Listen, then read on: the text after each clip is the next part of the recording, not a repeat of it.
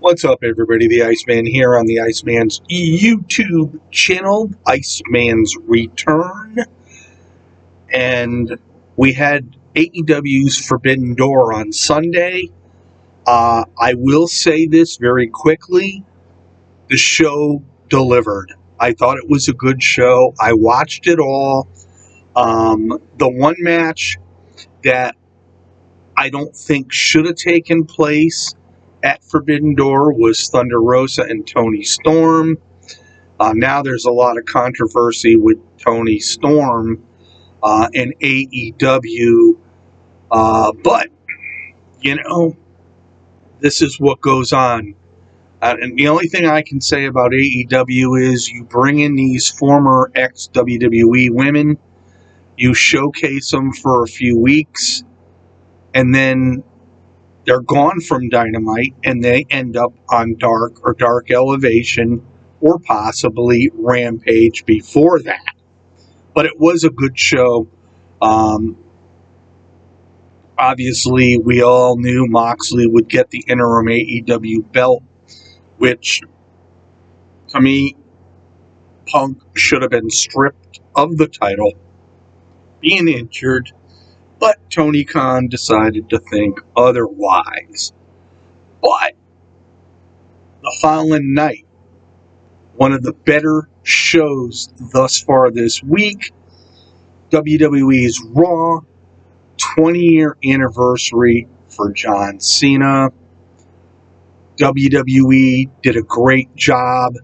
We saw comments from Triple H, Shawn Michaels, Stone Cold Steve Austin, Kurt Angle, The Big Show, Daniel Bryan, Chris Jericho. The list went on.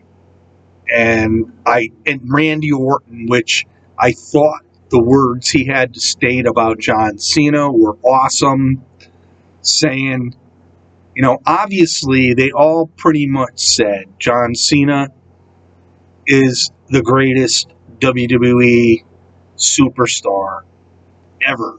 And quite honestly, you can throw a lot of names in that mix, but John Cena's been around doing it for 20 years, even though his last 4 or 5 have been, spotty. But the show was surrounded around him last night. They had some very good segments. We also saw Vince McMahon come out and interview John Cena, which he really had to be quite honest with you. And, we also had the normal matches. We actually had, the Money in the Bank qualifiers, and it was worthy of the show. We did see Riddle win for the men. We also saw Becky Lynch end up winning for the women. We had a match with Liv Morgan and Alexa Bliss where Liv defeated her. All in all, the show was pretty good. They spread it out with the John Cena stuff, but the show was simply a John Cena celebration on Monday Night Raw. And I've been a big John Cena fan for many, many years. And I remember from the get-go when he came out and confronted Kurt Angle as the prototype. And then he went on, it was the ruthless aggression time. He did his Thungonomics. And then the John Cena that we all know. And, like John Cena said when he came out and he was in the ring telling all the fans, it's not about him. It was about them getting involved, them making him better, them making him the man he is today. And to this day, John Cena still has, like 600 something Make-A-Wishes, which is a big thing in John Cena's life. He's now married. He's doing his movies, but he said, I don't know if and when I'll be back in the ring. I'm not saying I never will be, but right now, look at that spot.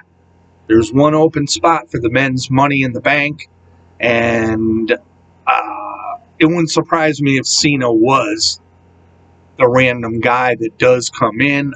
Obviously, I do believe Seth Rollins will end up winning the Money in the Bank. On the women's side, I'm really pulling for Liv Morgan. I really am. Uh, they need to push her, and well, they have been. But every time she's in a title match, she gets beat. They got some really good women competitors on that side. Asuka, and it just Becky Lynch don't need this. And Saturday at Money in the Bank, if she comes out the winner and Seth comes out the winner, you know what it reminds me of? Adam Cole and Britt Baker winning the Owen Hart tournament in AEW. So, I was a little disappointed twice now this past week with CM Punk, because he should have came out at the end of the Forbidden Door show after Moxley won, and he also should have swallowed his pride and did a segment for John Cena. So, Punk is not the guy he used to be, and he never will be. And you look at John Cena, who's 45 years old, he's in excellent shape. So we'll see him wrestle probably at SummerSlam, because it looks to me they're going to set up something with him and Austin Theory. But we'll wait and see. I mean, Monday Night Raw, I hope the ratings did better than usual, because it was a show that was deserving of higher viewership. And let's face it, this is one of the first times in many, many years the whole crowd actually cheered for John Cena. There wasn't one boo in the house that I heard, and everybody, you saw women with tears in their eyes and whatnot. And as I'm watching this, it almost brought a tear to my eye, because I am such a big fan of John Cena. It was a fun ride.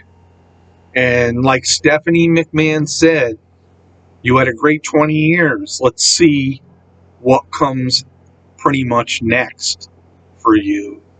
And if you didn't watch Raw, watch it, because it was a fun show to watch.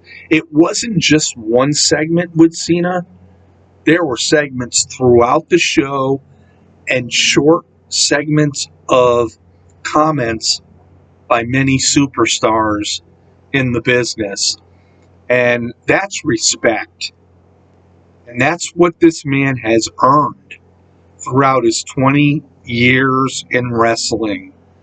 And, like Steve Austin said, the man's a legend. I was surprised also that we didn't hear from The Rock, but maybe there was reasons where he could not,